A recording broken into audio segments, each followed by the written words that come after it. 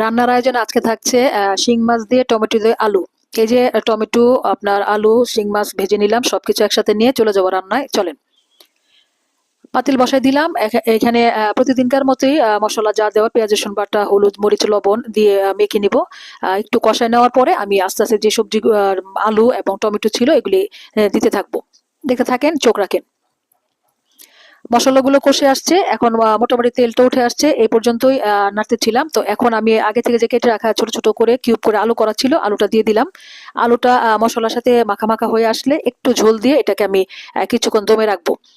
দম থেকে ওঠানোর পরে মোটামুটি সিদ্ধ হয়ে আসছে, বাকিটা পরবর্তী ঝোল দিলে সিদ্ধ হয়ে যাবে। এই যে টমেটো দিয়ে দিলাম, এটা ছিল দেশি টমেটো।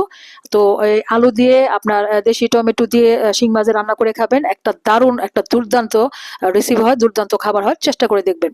আগে থেকে ভেজে রাখা শিং মাছগুলো দিয়ে দিলাম কয়েকটা কাঁচামরিচ। সবগুলোকে একসাথে ভালো মতো মেখে অল্প ঝোল দিয়ে দিব। তারপরে আমি পরিমাণ মতো ঝোলটা যখন টেনে আসবে আমি নামাই নিব। তো এই হচ্ছে অল্প পরিসরের রান্না। আপনারা দেখেন, দেখতে থাকেন কেমন লাগে। আমাকে এই চ্যানেলটাতে একটা লাইক দিন, সাবস্ক্রাইবটা করে দিন। আর এই হচ্ছে আমার টমেটো, দেশি আলু এবং শিং মাছ দিয়ে আজকের রান্না। এতটুকুই ছিল ওর আয়োজন। কেমন লাগলো সবাই জানাবেন। দেখতে থাকেন এবং চোখ রাখেন আমার ইউটিউব চ্যানেলটায় পরবর্তী ভিডিও আপলোড দেওয়ার আগ পর্যন্ত। তো সেই পর্যন্ত আপনারা যারা ভিডিওটা দেখছেন সবাইকে অনেক অনেক ধন্যবাদ আমার পাশে থাকার জন্য, আমার ইউটিউব চ্যানেলটার পাশে থাকার জন্য। ধন্যবাদ সবাইকে।